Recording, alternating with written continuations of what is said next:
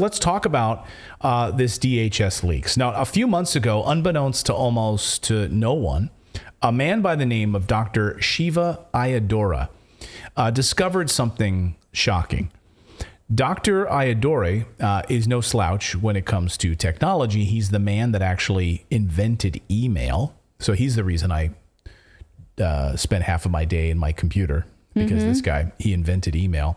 According to the Gateway Pundit, over the summer, this good doctor that created email discovered something shocking, something buried inside of Twitter called the Partner Support Portal. Now, what he found was a special portal that offered certain government entities like the Department of Homeland Security or the CIA special access to Twitter. Now, what do I mean by that? They could actually, with this special access portal, they could flag and delete ask them to delete content basically for any reason they liked. If they disliked it, they could go into their special access portal because they're the Department of Homeland Security, they're the CIA, they're another government entity. It didn't even have to be at the federal level. It could be at the state level. And they could delete content. Tell Twitter, delete this. We don't want this. We don't like this person's tweet. Get rid of it. Deplatform this person. Twitter called it their Twitter partner status. It's way better than having a blue check verified account, because this was direct access to Twitter to let them know that, you know, what to post or delete what they deem inappropriate and what should be flagged, what should be censored, etc. So this is a big deal. And why haven't we heard a lot about this? I don't remember hearing anything about this. A few dispatches in early 2020 about this as it related to the election. But other than that, nothing. I mean, so then this doctor decides to run for the U.S. Senate in Massachusetts, and as a Republican. Now, he was being censored on Twitter. So he made allegations of voter fraud, and he tweeted about this fraud on Twitter. But you wouldn't know it because then his tweets were deleted and removed after the government took them down. Yes, his tweets were deleted at the direction of the government employees of the Massachusetts Secretary of State's office. Hey, go into that Twitter portal and take this guy's tweets down. He's a political opponent and we don't like what he's saying. So take them down. Unbelievable. Like, this is happening in the United States. So discovering this, then, Dr. Ayyadurai filed a federal lawsuit by himself, alleging that his federal rights were violated when the government silenced his political speech in order to affect an election. And that's where it sits. So it sits there now, right? Again, Michael Cohen, he went to jail for this, like for hiding information that would have been unfavorable to Trump. And then this is happening to Republican candidates. Like, we literally try to impeach the president for this.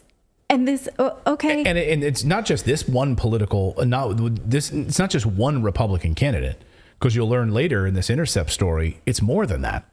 And the only reason we even learn about this information is because of lawsuits filed because of these Republican candidates. So, yeah, they deleted his stuff.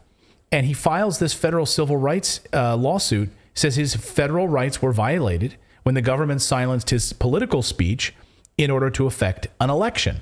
I mean, does it get any bigger than this? An election was faked because they deleted information about this candidate, suppressed his content, kept him quiet in order to promote another candidate. So, I mean, okay. The FBI literally went out of their way to say that what Hillary Clinton did with her email server was bad, but not actionable. Just a, poor judgment. But they did it at a time because they did not want to affect the election by indicting her, but they affected it anyway by talking about it. Like, we know now there should not be government intervention in any election. And yet it's still this, this is worse than anything that we've been fighting over around Hillary and Michael Cohen and Trump. And that's much worse. Go ahead. And it's bigger than this because what they also did is they padded the following numbers of the left and made them look like they were bigger than they were. They suppressed the following counts of conservatives. And what they did is they made the left look more popular. They promoted what they were saying and completely deleted what the conservatives were saying. So that, in essence, could overturn an election, because when people go onto Twitter, they don't know, but they're seeing more information from the left. It's like, oh, I got to pick the side that's winning. So they falsely made it look like they were winning every conversation when actually the other side was just being suppressed. So it's even bigger than one person. Yeah.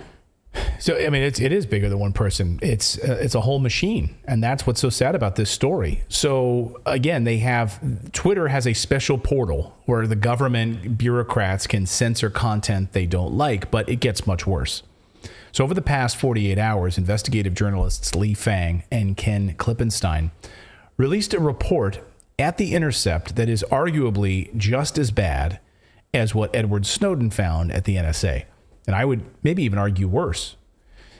Their report is called Truth Cops. It's an amazing piece, and I encourage all of you to read this report in depth from these two investigative reporters, Lee Fang and Ken Klippenstein.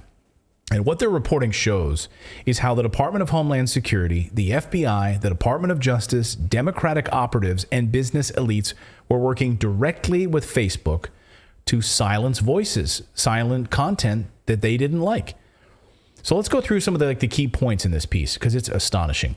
And by the way, the only reason I just want to say, go ahead. I was just going to say, and I agree with you fully that this is worse, because with the NSA, they were just taking our data. They were taking it. Yes, they were housing it, but they weren't really taking anything of ours down. Now they're actively going and deleting our speech and taking things off the internet. So this is much worse, in my opinion, as well. And affecting elections. And removing conversations as well. So basically, in this open platform, this town square where we could have debate and discussion and all of that kind of the coffee shop debates, they're saying these debates are allowed and these people should be rounded up and taken out of here. So let's go through some of the points here. And by the way, the only reason we know this, in addition to their reporting, is the fact that a separate lawsuit was filed in the state of Missouri. Senate candidate Eric Schmidt filing a lawsuit on his censorship. And that's where we get some of this remarkable information on the Facebook side of things. So they have this special portal in much the same way that Twitter has a special access portal. So too does Facebook.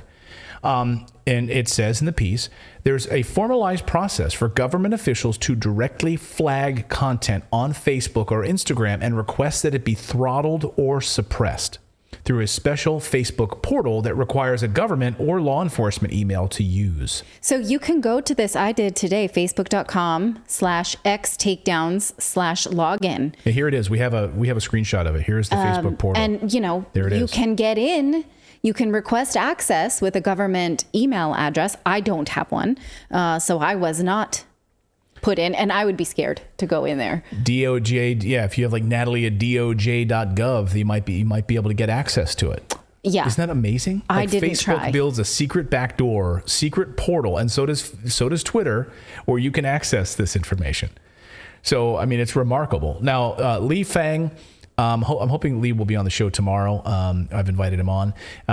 Again, a great journalist, and he and Ken broke the story. Tucker had him on last night for just a brief minute or so as the story was breaking, and I want to play his context here to hear it in Lee's own words. Listen.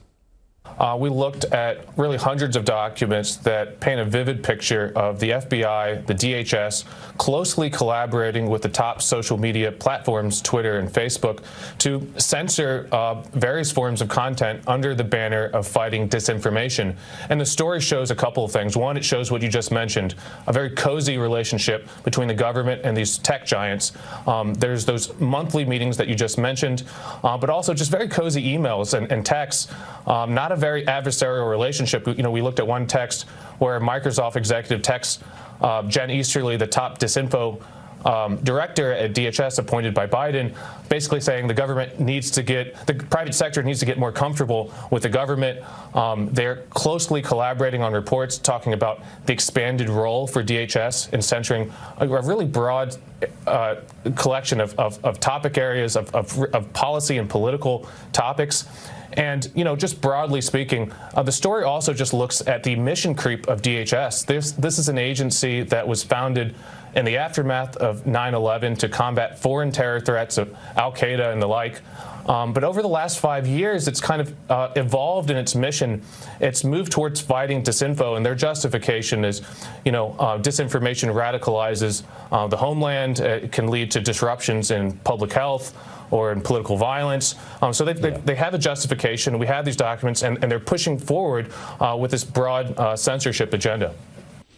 So that's Lee Fang. They're one of the Intercept reporters. I followed him on Twitter today, and I started to read some of the responses to him. And a couple of people said, inexplicably, well, the government needs to counter this information. It just needs to make sure that, Russian disinformation is not in our feeds.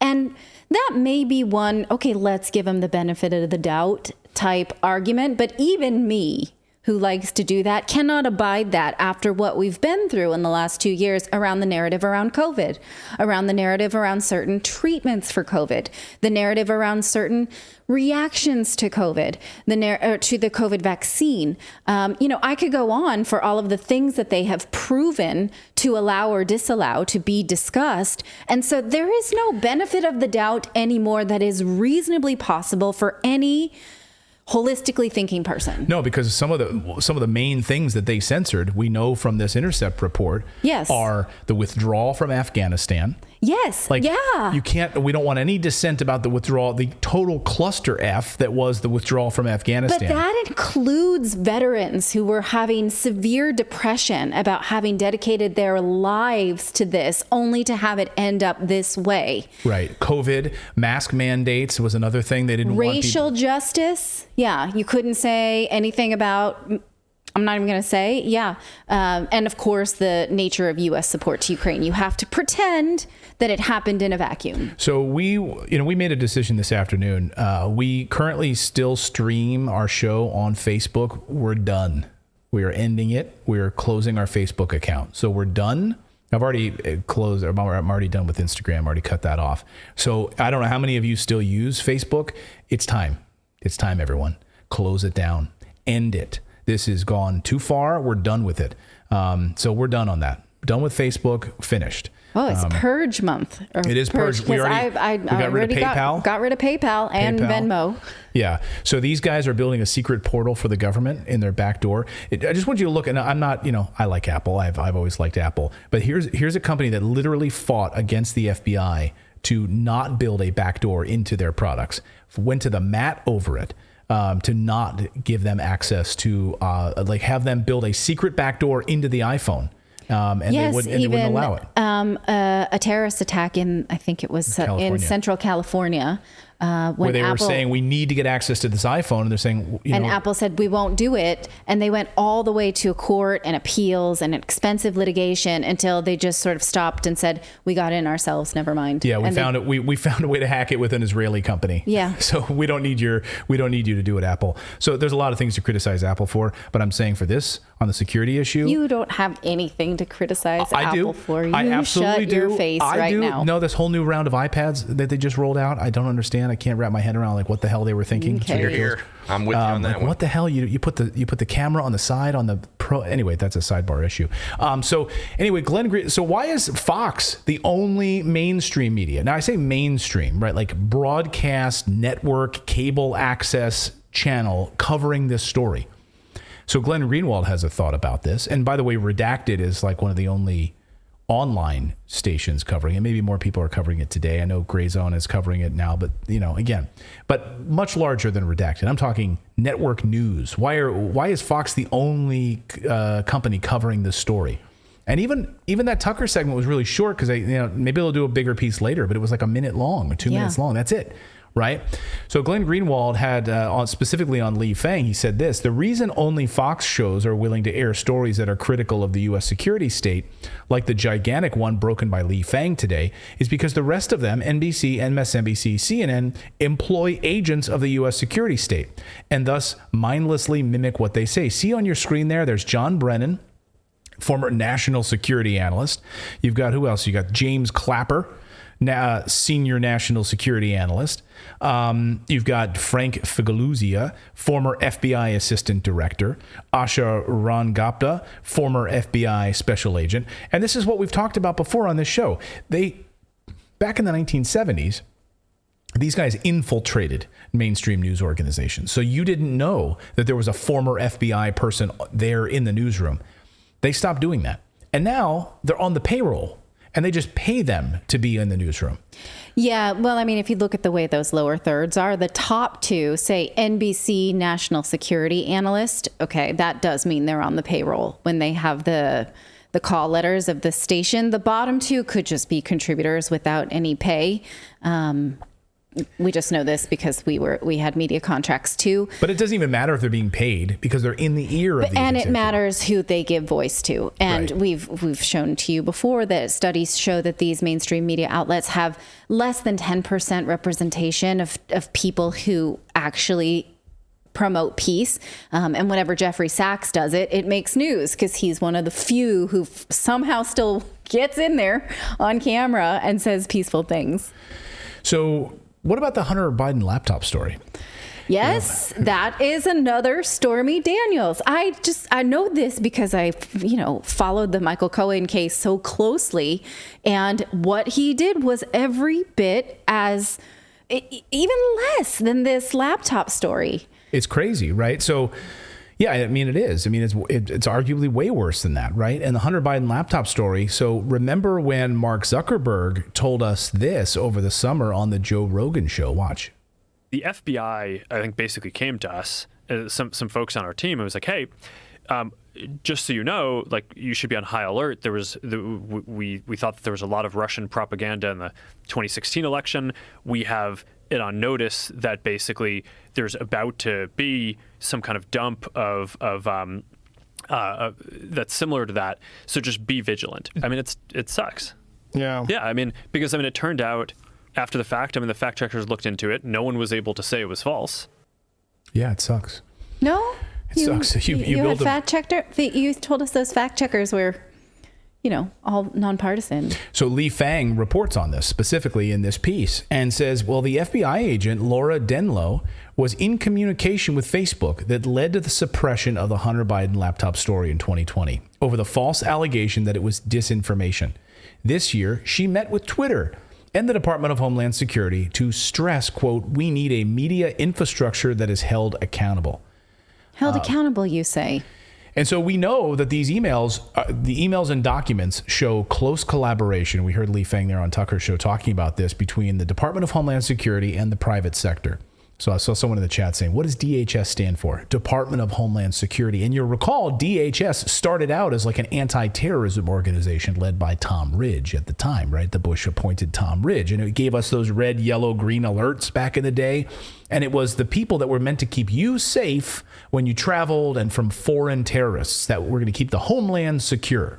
And now it's totally shifted. As Lee points out in this piece, it's shifted now from that.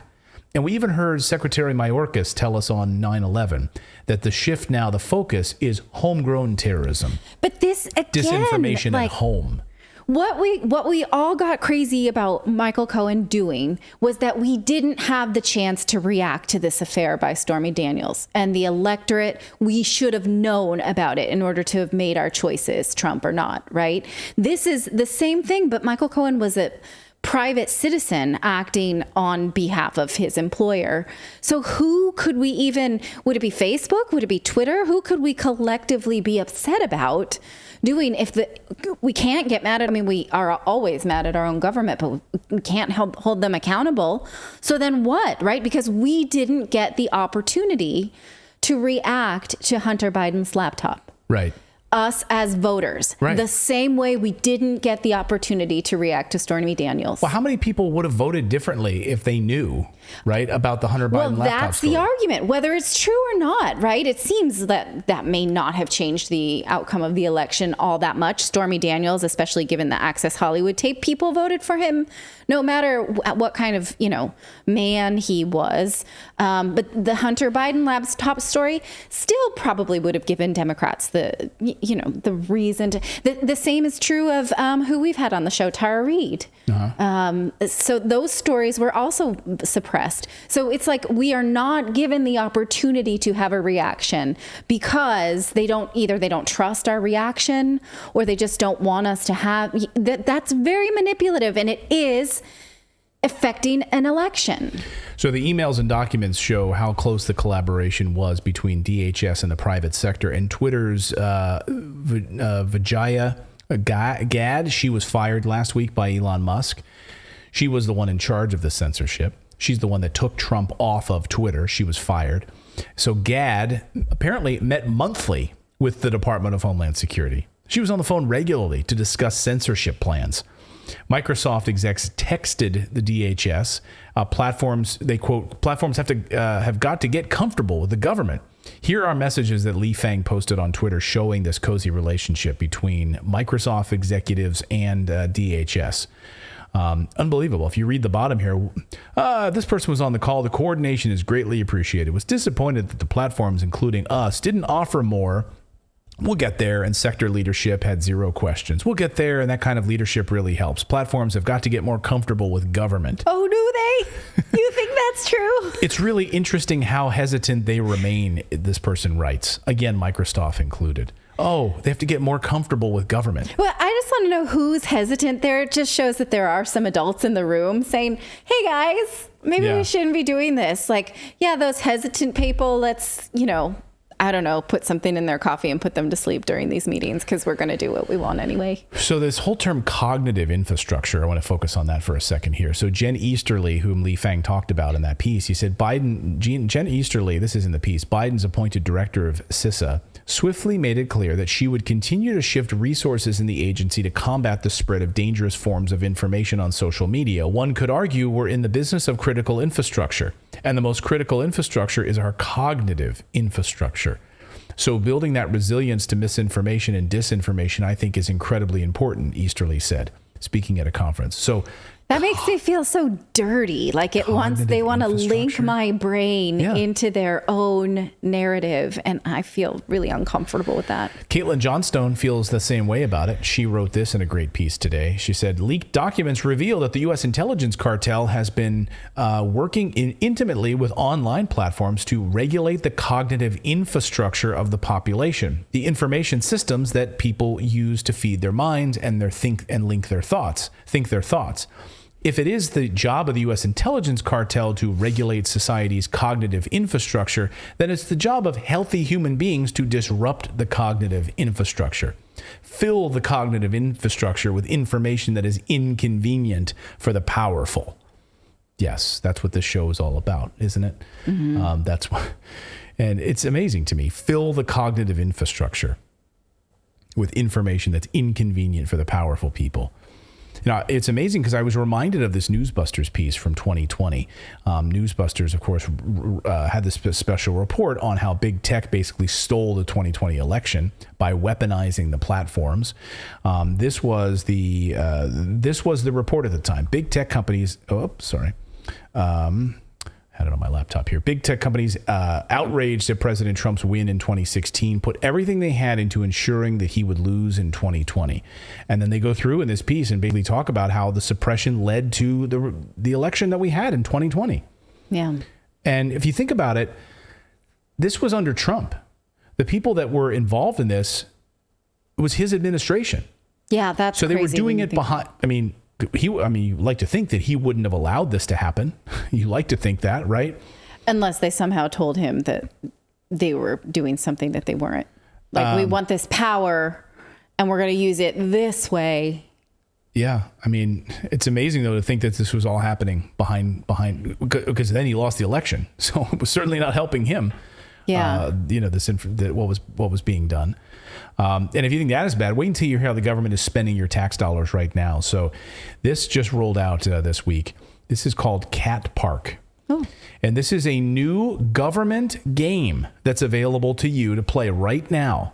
The U.S. State Department has funded this. I think, what is it? The funding of it is through its Cat Park. This is the name. It's a disinformation game that you can play right now. Okay. And if you go to Cat Park, You can play, and it teaches you in the game about disinformation. So here's All right, so it'll give you some stories, and you have to see, welcome to Cat Park. is that true or not? Now, your taxpayer dollars actually went to this game. So here's your brand new apartment, and you learn about how to use a cell phone, and you learn about, oh, people are telling me different things online, and oh, is this right? Is this wrong? Is this right? How can I tell about disinformation? Oh, let me check my phone again. Oh, I got a message over here. Oh, okay.